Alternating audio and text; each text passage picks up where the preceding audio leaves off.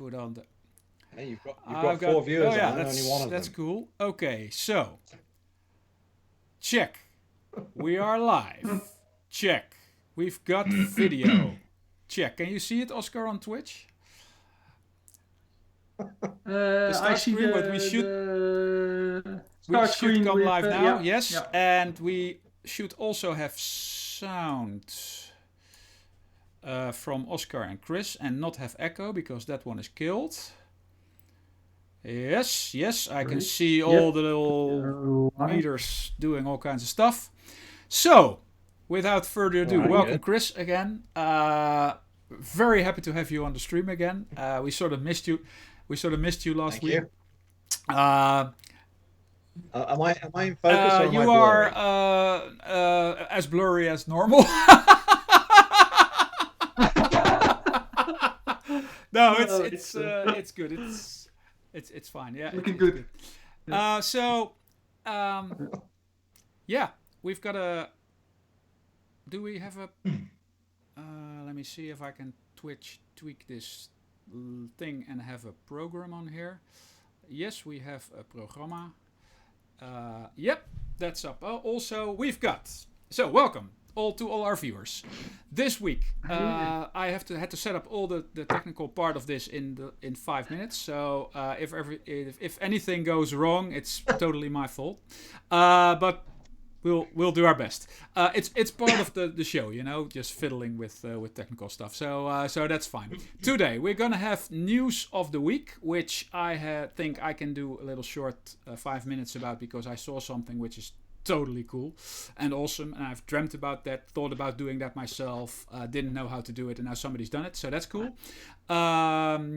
We've got a short Arduino part, but I hadn't time to prepare everything, so let's see where that goes. Then we've got the main item of this show, which is Cosplay with Chris, which sounds very entertaining already.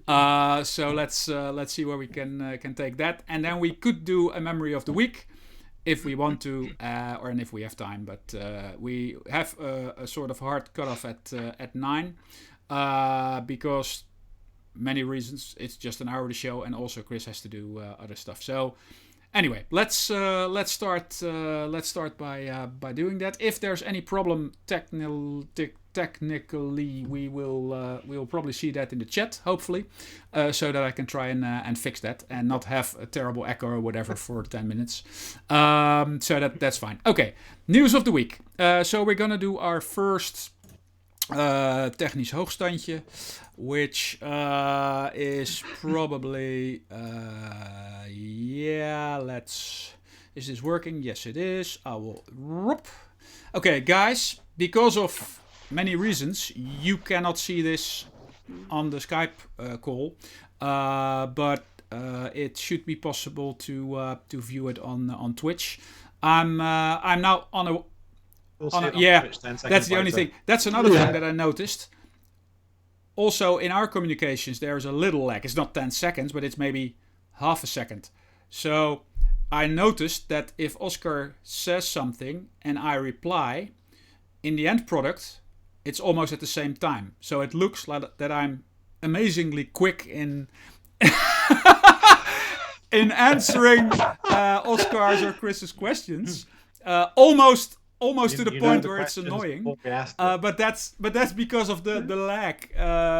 It's really weird. Anyway, let's. I've got a little problem here. Let's make Oscar a little bit larger. Yeah. Okay. I think Chris is over there.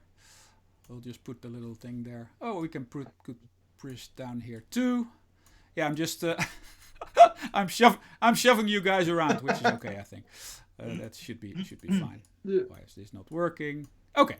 Anyway, my news of the week is about a product which I have thought about creating, also maybe with an Arduino, which we come to later, and it's about the suspension behavior of model kits and RC cars.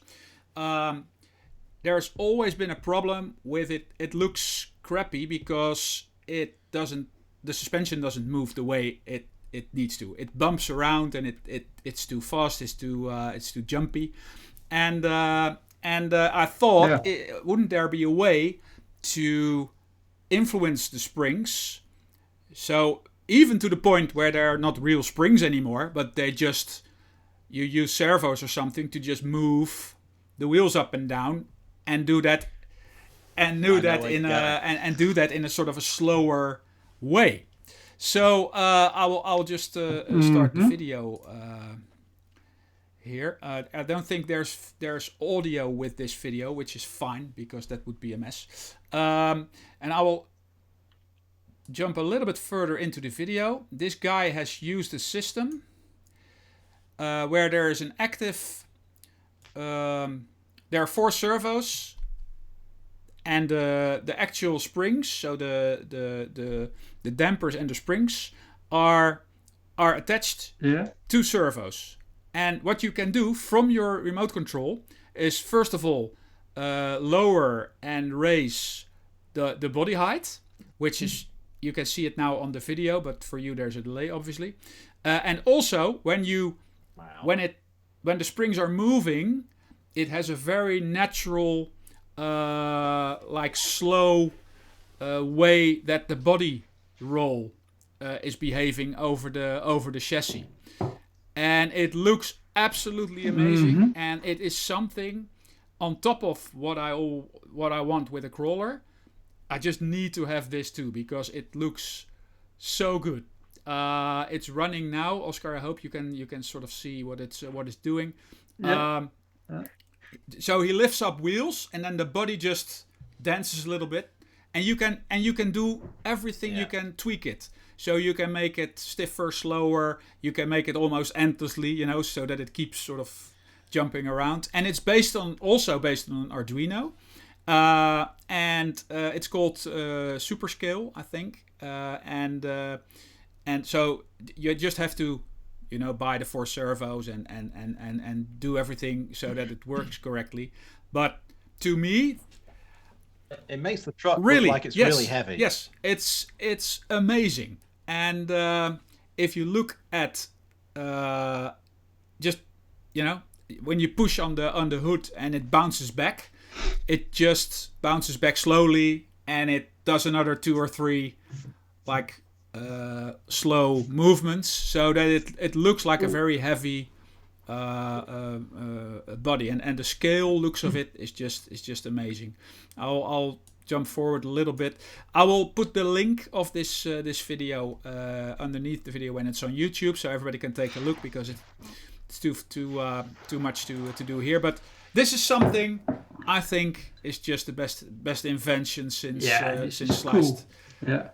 There's another guy who's got a video on YouTube similar to this, where he's done the same sort of thing, but with a big old American sedan RC car, and his system is a little bit more automatic in that when he slows the car down, it rocks the car forwards, and then when he stops, I've got that piece here. I think it's an old American station wagon, and it's like a drift car. Yeah, and the drift car. Yeah. That one there, yeah. And it's amazing. Yeah. But the big you have the same big problem always with playing around with a boat. Yeah. So, same thing. They should. Yeah. They should definitely find ways to do the same with boats. So the boat doesn't like it does this. Yeah. So the boat doesn't do. You've got this Titanic ship, 2 meters long and all scale. And the only thing it does is in the water, which looks terrible. But okay. Anyway, but it's very cool. Yeah. This was something that I thought. Let me go back to our own screen again. That I just thought is amazing. I also like the body type. That's completely different, of course. Yeah, that's another thing. It's like a Toyota 4Runner. And it's a Hilux with an aftermarket 4Runner back, but now they managed to get the whole body out, so that's sort of redundant now, the loose part. But it looks pretty cool. So that was something that was to me worthy of being news of the week. And I don't know if it's actually very new, but to me, and to have it like you can just buy it, very cool. It's pretty cool. Yeah. So anyway, so that's that was for news of the week. Then we talked about Arduino shortly, and what I'm gonna do is try and show you a video in the stream. So this is gonna be fun, and show you what I've been doing. And I've had this project lying around for probably more than a year, closer to 2 years, and never got to the point of actually doing it. But but let's see if I can get that video up. So bear with me for a minute. Let's see if I can find a media source. Browse for a file. Yeah, you can talk amongst yourselves for a while. Downloads. Well, just a quick intermezzo. Yes. What I've been doing this weekend is we have a wash dryer. Is that the correct English word? Washing, not the washing machine, but the dryer. Yeah. So, but it's not that old even, but it stops when you put it on. It just automatically stops after a couple of seconds. And looking online, it seems to be a bad chip on the motherboard. And so I've been playing around with dismantling my wash dryer, and now I have this nice part in my hands. Yes. And I found actually in the Netherlands a guy who you can send this to, and he repairs it. Okay. And that's 60 euros or something. But it's already broken, so you can't break it anymore. Yeah, that's also the thing. Yeah. But he says no cure, no pay. So if he can't find it, or if he's not able to make it, then you don't have to pay for it. Okay. But it's only 60 euros or something. And when you the original new board costs around 300 euros. Oh, that's much better. Yeah, that's crazy, and that's for double that price you have a new one. So yeah. But it's not so old, so I thought, well, let's try to get it working again in this way. But I've been cool playing around with wash dryer. Cool. Yeah. Cool. Yes. Well, in the meantime, I've been trying to get this video up and haven't been successful in doing so. So that might not be a huge problem if I can fiddle something. And we can talk about Arduino while I'm talking about cosplay, because it is involved. Let's turn that around. Yes, because then in the background I can try and make this work, and I just swap those items around, which is a good idea. So let's move towards Chris's desktop. Here we go, which is on now. We can see a really cool animation on the background, which is Chris's screen. And I know Chris for quite a while now, and one of the things that I thought was really cool is that obviously he lives in the States and is relatively close to San Diego and all kinds of other Comic Cons, and obviously he was very fond of going there and was going there every year. And then I found out that he was really doing cosplays and everything. So the floor is yours, Chris, because I am completely interested in what you are doing. Okay, so we've done cosplay for about 6 or 7 years now.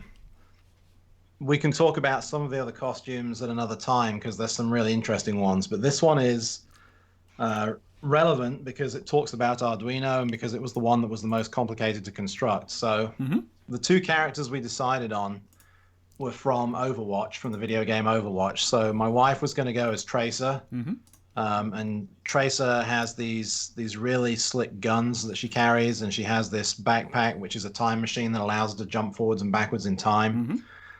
And then I was going to go as Soldier 76. But there's a very specific skin for Soldier 76 in the game where he basically runs a barbecue. So he's called Grillmaster 76. Okay. So I'll just go through some of the pictures.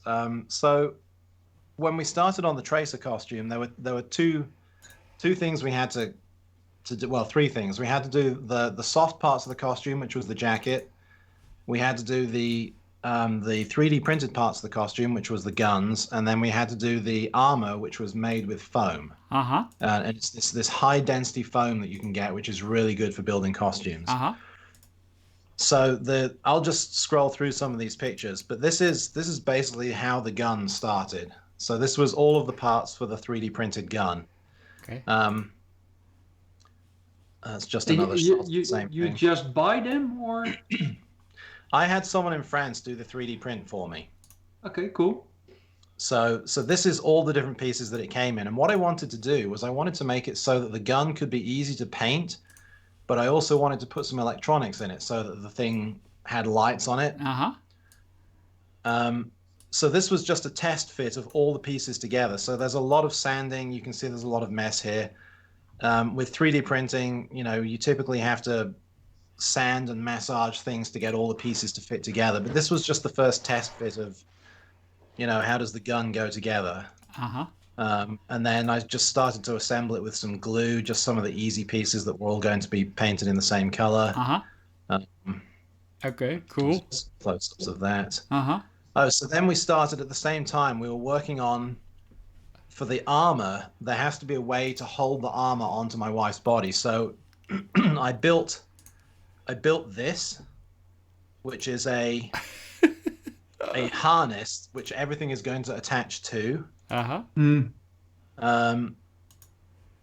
then it sort of jumps backwards and forwards because some days I did the costume, some days I did the gun, some days I did the armor. So this was starting to spray the guns outside. This was masking them off to spray some of the other parts with silver, because there's two guns, so I had to do everything twice. Oh wow! Wow. And then more spray pieces outside, sprayed black for those parts of the gun.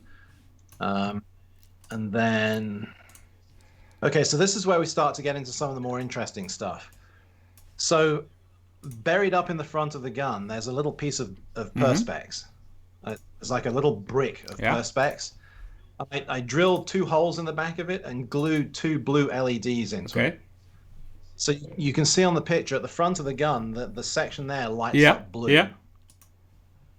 And that's just 2 LEDs. So that was the easy part. That was just a simple on-off. When you turn it on, the blue part turns on. When you turn it off, the blue part turns off.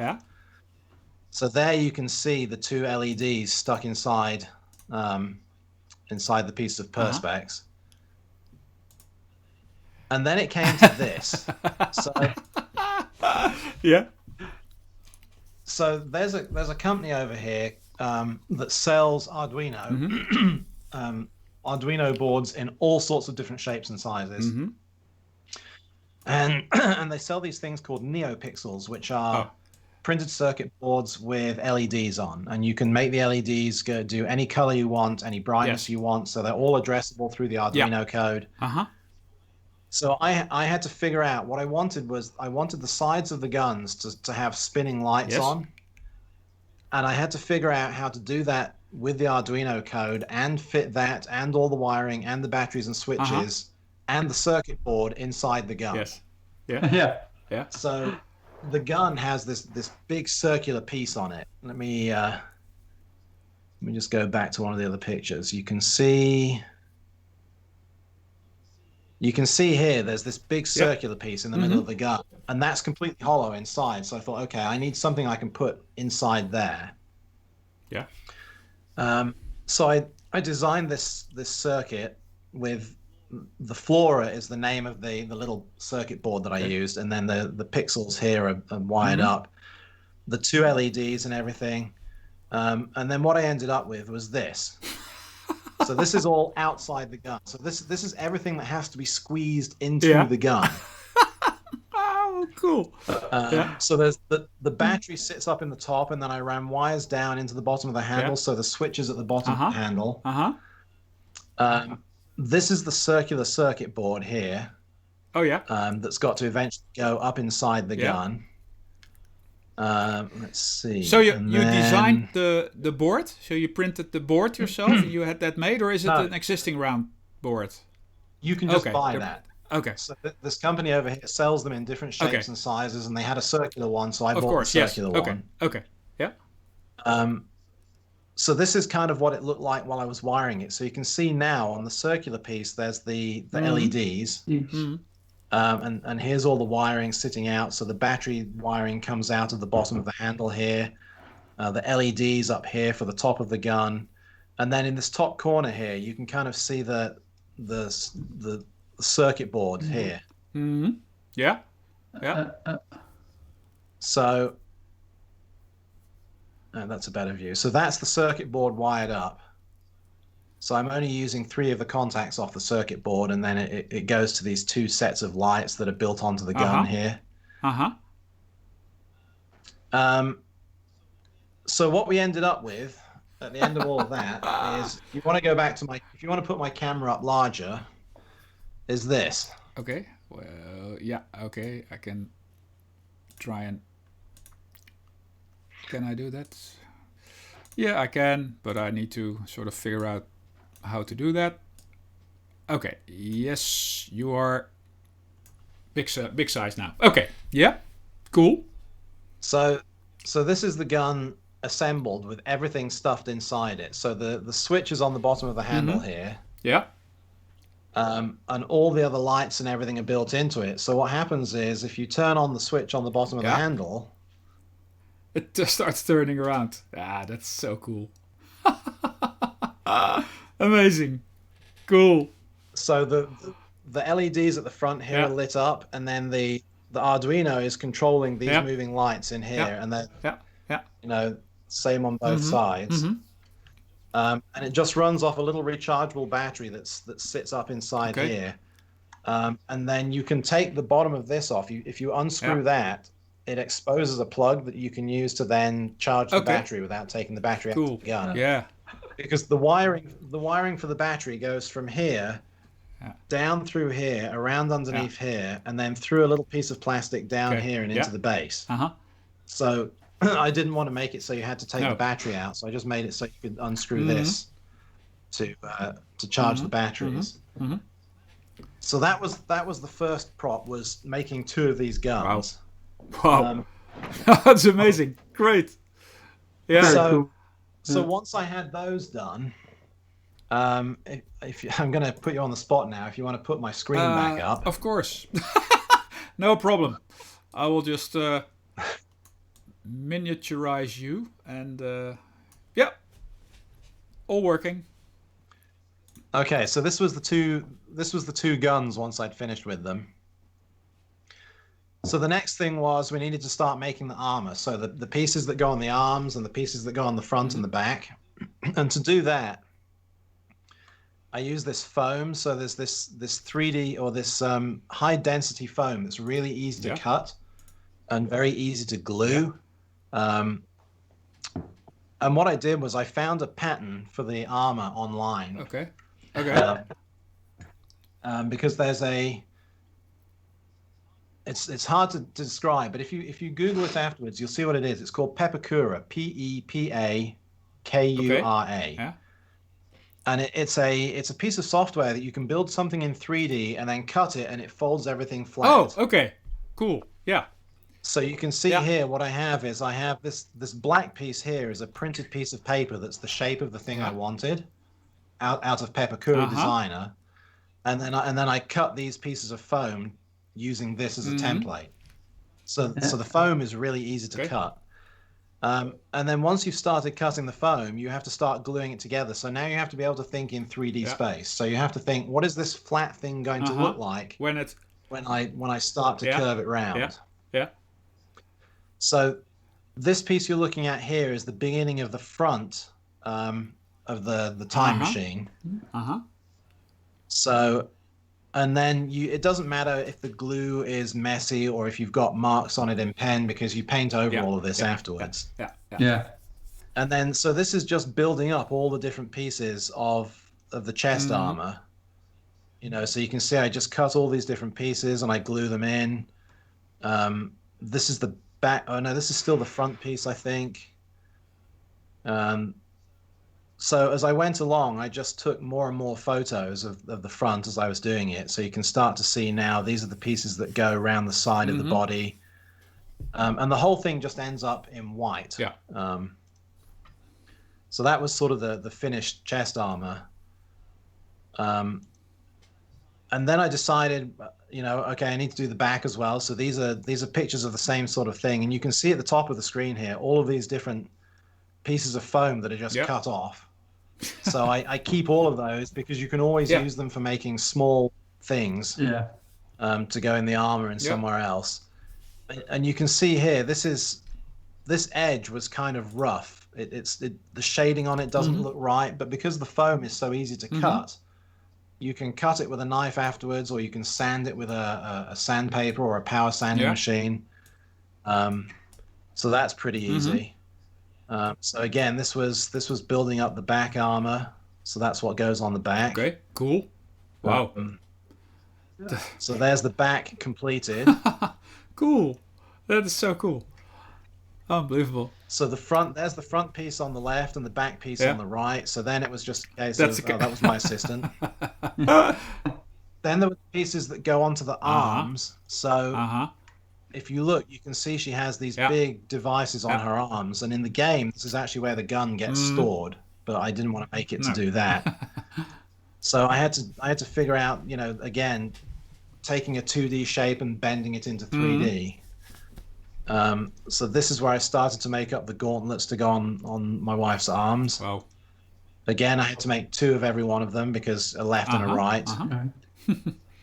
So this was test fitting to make sure that it fit, and then I had to put supports inside so that inside there's a piece of foam that goes around here and a piece of foam that goes around here, and it's a friction fit. So when she pushes it onto her arm, it just stays there.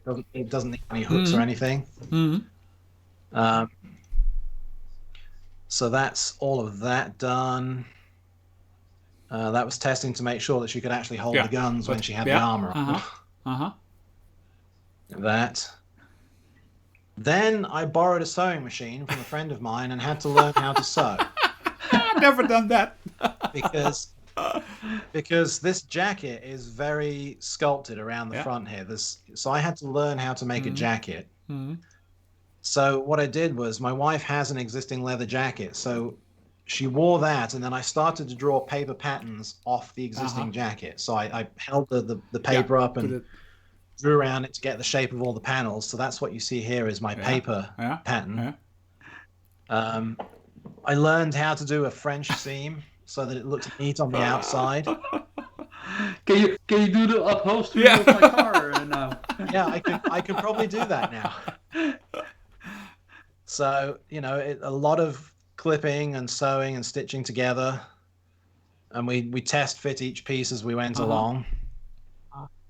Very cool. So that was test fitting everything inside out to make sure that it works, because once it's stitched the right way around, it's hard to turn the jacket inside out again. So this was making sure all the panels fit in the right place. Cool. And then that was the sort of the beginning of the finished jacket. So everything is now stitched together. So in the real jacket, it's a fur lined jacket. So if you've ever been to a Comic-Con, you do not want to put a fur lined jacket on because you will die of heat exhaustion.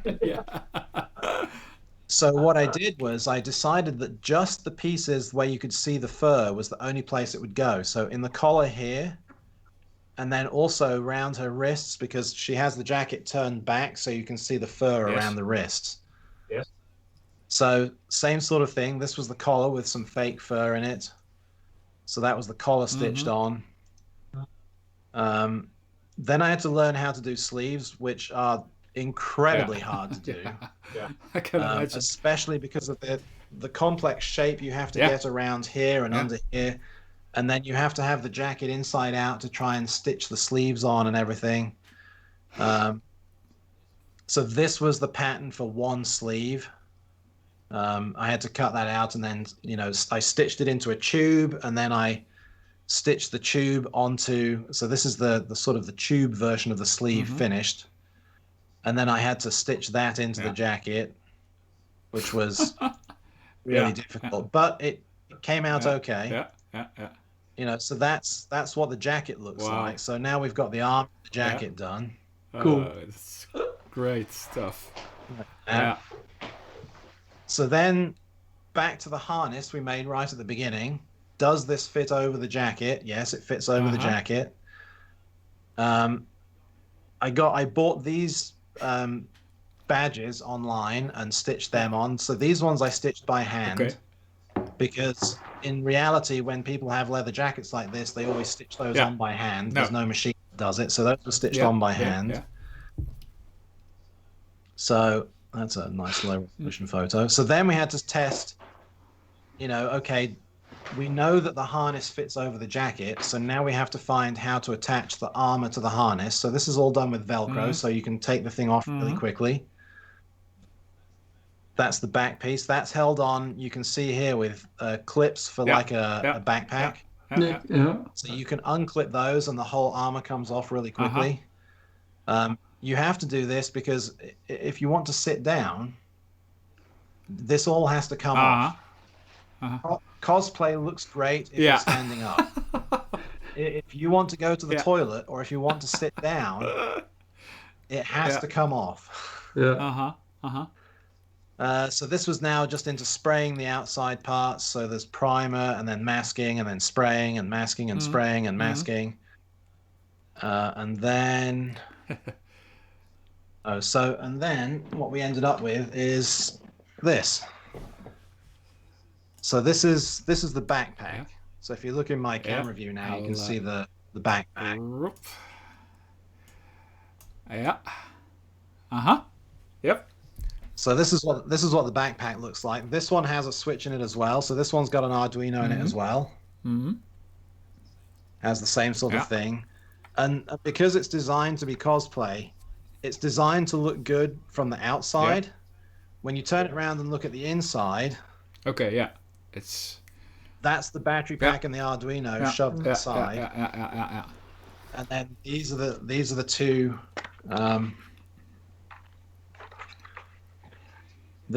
clips that clip onto the harness that hold this onto her back. Oh, this is so so that was that, and then the amount of work is just amazing. So that was her cosplay, and then mine was not as complicated. But the end result, so if I go back to my screen, let me just have a look here. So this is a good one. So if you remember now, this was what we were looking for. So we wanted the girl that was Tracer, and then me that was Soldier 76 in Grillmaster uniform. And this is what we ended up with. Great. Real, so cool. Oh yeah. That's so the shirt I bought, but the whole the blue apron, I made all of that. Gun. Yeah, the gun, I made that. And then there's another photo somewhere. I just need to show you. There's some detail that someone took of one of my... here you go. So this is... Raise the Stakes. And then these little shakers down here, I printed labels for these like spices, and it's crushed enemy. Crushed enemy, Great stuff. Oh, this is so cool. Oh wow. Yeah, so that was Crushed Enemy, and then I'm just trying to find. Someone did take a picture where you could actually see that really nicely, but I can't see it. What was interesting though is when you go to these conventions, you find other people that are cosplaying in the same Yes. universe. So this guy was another Soldier 76, and then this girl is Diva, who's one of the other characters. So we had four of us here. Cool. Yeah. And then let's see, there was. Oh, here you go. This is where you can see my Crushed Enemy. It's sharp now. Yeah. So I just photoshopped that and then stuck it around these little plastic things. And one of the other things when you do cosplay like this, they don't really like metal. Oh yeah. So this is plastic, not glass. The cooking instruments here, these are all plastic that I spray painted to look like metal. This is, my gun is all foam and plastic. You know, there's no metal or wood in there or anything. No. So, that's cool. But it's really interesting because when you go to these conventions, you get to the point where you come across other people doing the same thing. And there was a great photograph that we managed to get 2 years ago. Let me just see if I can find it. It was a group of players from Overwatch who had all gathered together, and we saw them. And I said to my wife, run up and get in that picture because there's 5 of them there already. 4 of them there already. So it was this. So these 3 were having their photo taken. There's a female Soldier 76. That's Mercy. My wife is Tracer. And then this is, I can't remember his name. He's the guy that throws the bombs. So these 3 were having their photo taken, and my wife sort of went and photobombed it. And when you do this at the conventions, suddenly people see, wait, there's now 4 people there, and there's lots of people want to take photographs then. So, you know, you can see the sort of, like what I've told you about how I built my outfit. You can kind of see now how the wings on this outfit were made. So this is all foam. That's all cut out and glued and painted and stuck together and everything.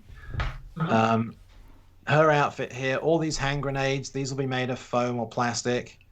You know, the staff here is made of foam or plastic, and it might have some wood through the middle for structure. Cool. But you don't see a lot of electronics in these things. So I think when we went with the electronics, I think that was that was probably the first time I've seen a lot of electronics in an outfit. So I don't know how well this will play because you're doing a capture on top of a capture, but this was the whole outfit together. So yeah, but it's certainly watchable. It's looking good. Yeah. Yes. So the only piece of that I didn't make was the leggings. We bought those, but everything else on there I made. So the harness was made, all of the armor, all of the electronics. Amazing work. Very cool. Really cool. Yeah. But I mean, you're on a deadline because you need to have it all finished before obviously the Comic-Con is on. Yeah. So I mean, this has taken you months, or I mean, this is. Yeah, this was Comic-Con was in September, and we started this in January. Yeah. I mean, it's so amazing. So this is, you know, we do other outfits that are simpler. So I don't know if you ever used to watch Firefly. Yeah. It was an old Fox TV series. So this is one of our other outfits. So I go as Captain Mal from Firefly. Oh wow. And my wife goes as Kaylee, the engineer. And at this particular convention, the lady on the left is the lady who played Kaylee in the TV series. She's the actual actress. Cool. Yeah, she's the actual actress. So we do this. Cool. And then the other one we do, which is always entertaining to people, is I go as Nurse Joker. Oh yeah. Yeah. So, and what I'm holding there is the circuit board out of a router, out of an internet router, that I added a 9-volt battery and a bunch of LEDs to. So if you remember that scene in The Dark Knight where he's at the hospital and he So I built a detonator for that. Yeah. And then my wife goes as Harley Quinn, but Harley Quinn from a different universe. So that's me as Nurse Joker, and my wife as Harley Quinn, and then these are two of our friends who go as Green Arrow. This is so cool. That's what I like about Comic-Cons. Everybody's just, it's all about fun. Everybody tries to do something. They made a lot of work out of it. And there's a lot of respect for everything and everybody who's done their best to make a creation.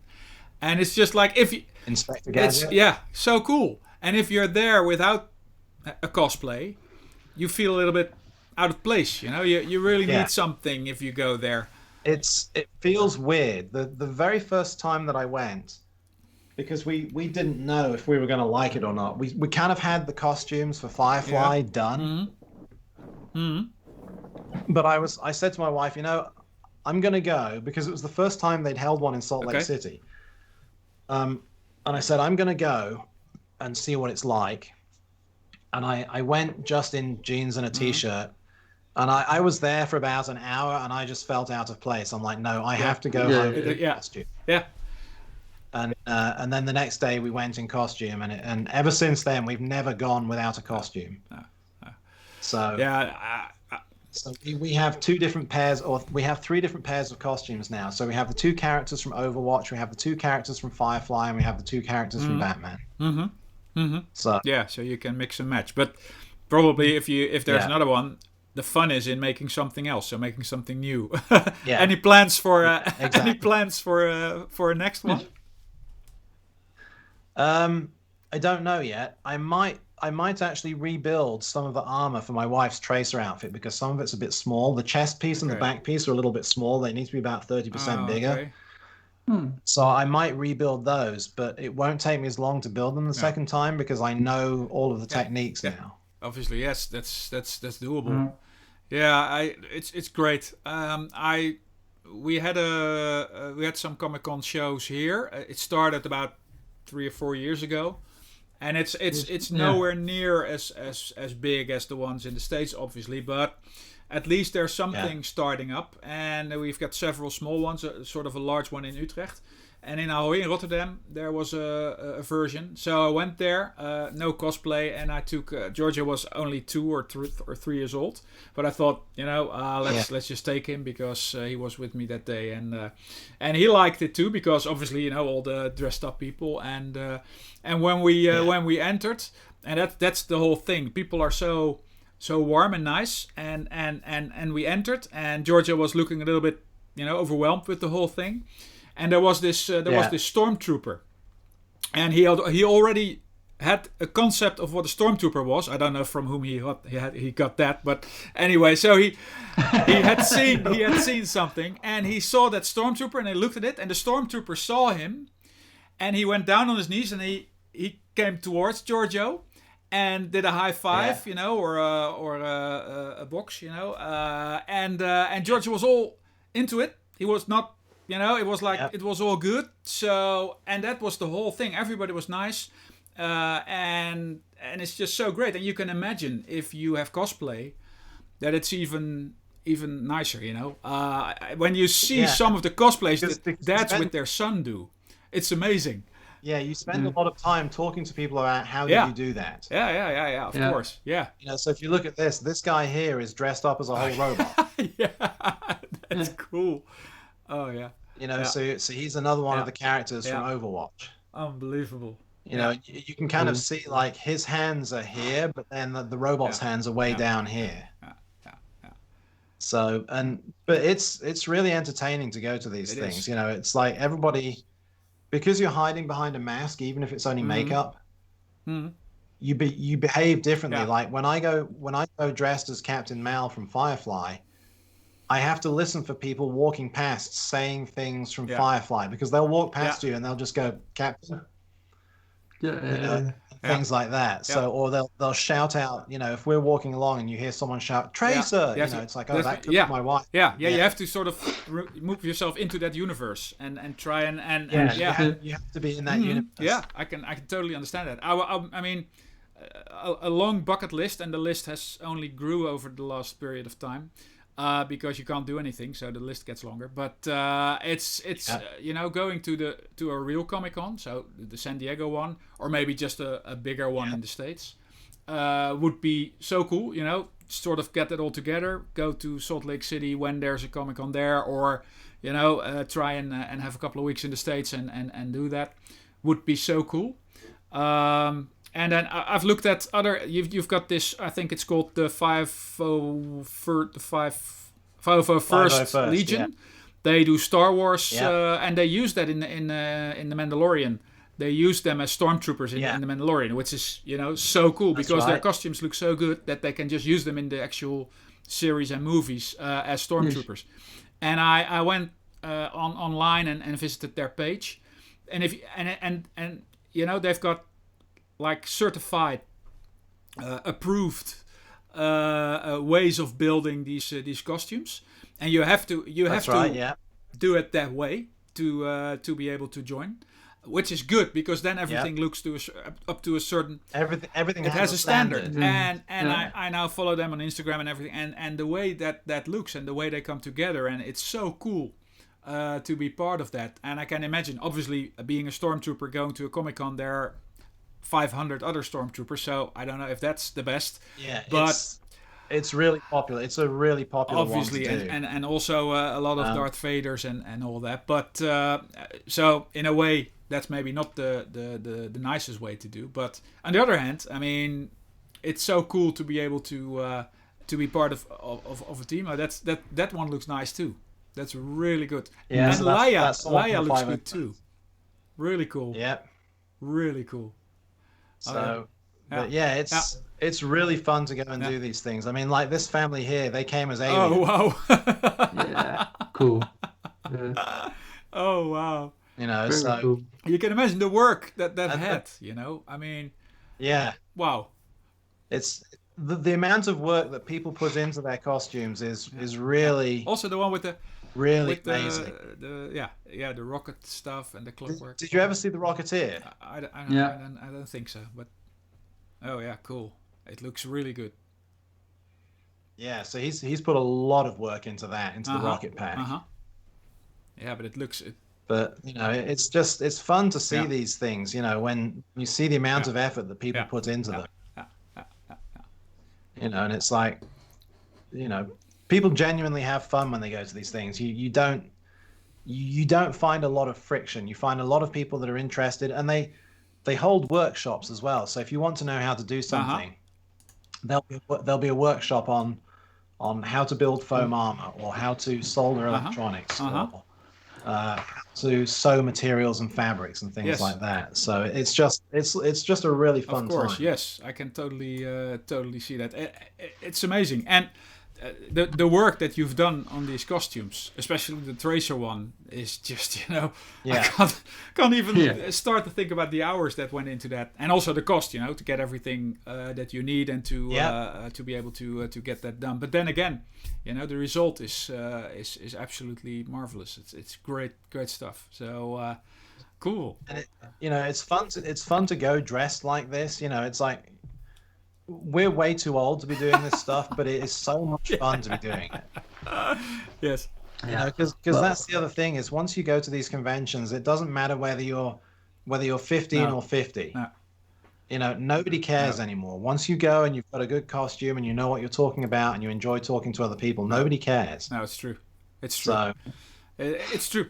But that's basically the same, of course, when you go to Carnival or well, exactly the same. And maybe even the Oktoberfest in München.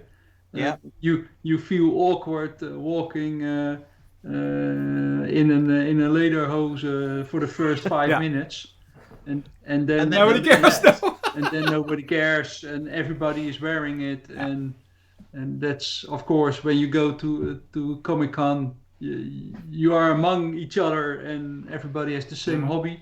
So the thing that makes that cool. makes the difference, the thing where you suddenly realize you're okay, is when you realize that everybody isn't looking at you. Yeah, exactly. Yeah.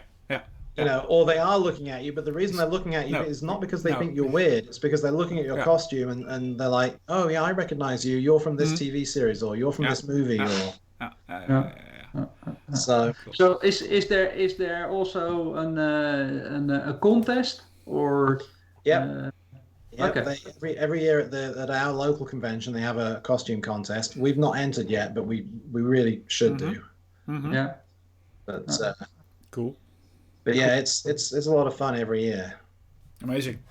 And you learn a lot from building models, from playing with Lego or building plastic model kits. A lot of that translates into when you build something like this out of foam, it's like, oh, okay, it's like building a plastic model kit, but I have to make the parts. Yeah, of course. Because it bends really easily, and if you heat it, you can put curves into it, and then you hold it in a shape and it cools and it stays with that curve. And you use contact cement so that as soon as it sticks, it has strength, and it's just, it's a lot of fun to do it. Oh yeah, definitely. Looking at the whole thing, my fingers itch to also do something like that, but I've got that with 1,000 things, and it's just something you don't have the time to do everything. And just thinking about the sheer amount of work that this is, The thing is, I think the way to do this is just have the idea, get enthusiastic, start with it, and then there's no way back really. You have to sort of go through the whole thing. If you know the character that you're trying to do, and you've got a deadline, you will get it finished. Yes. Yeah, one way or the other, you will. Yeah. Oh, that was really, really, really interesting. I think this is. It's also good to have this, as a document. So do you know where to find it? On YouTube, if you want to show it, look at my YouTube video about how I did this. Yeah. Which is great. But you find all sorts of other things as well. Like for example, when I do Joker, I had to learn how to do face makeup. Yeah. Because I had to do it on myself, so I have to stand in front of a mirror and I have to paint very carefully around my eyes with face makeup. And then smudge it with my fingers, and then screw my face up and smudge it even more to get the right effect. And it took 2 or 3 Comic Cons to get the effect right, but now I know how to do it. It's like, okay, I know how to do that. Yeah. And for the Soldier 76, he has these big scars across here, across his face. The first time I did it, I just did them in red, and they looked wrong. So when I did it the second time, I did red with a little bit of white, just so that it looked like highlights. Yeah. And then it actually looked like cut flesh, like it looked like the light was catching one edge of the cut, because I put a little bit of white on there. Yeah. Oh yeah, it's all these things, the things you learn just by, being enthusiastic and try things. That's the way to go. And it's so much fun to see that all these things that we go through, it's sort of the same for all of us. You just get enthusiastic about something, you try it, and I've started a lot of projects that didn't finish or failed or whatever, but at least you learned from it, and you at least exactly. I will never do that again. But yeah, no, it's great. Well, guys, it's been a lot of fun, but I have a hard stop I have to do. So thank you very much, Chris. This was really, really fun. Always welcome to join. Cool. I'm not sure what the subjects will be over the next weeks, but we'll let you know, and maybe we'll see you one of the next weeks. So thanks. Next week you can do Arduino again, but then you can have the video ready. Exactly. No, that's good stuff. Thanks a lot, Chris. And, all right. So if you want me to join next week, just let me know. We'll be in touch. Okay. I feel like every time I come on, I'm the only one that does the talking, so I need to sit back and let you guys talk. It's fine. It's fine. We all take turns, and we all do our thing, and it's all fine. So, with that, we'll just. It's 9:00. We will just stop the stream here and take away with the other stuff next week. So. Tot de volgende keer. Bye bye, guys. Bye bye.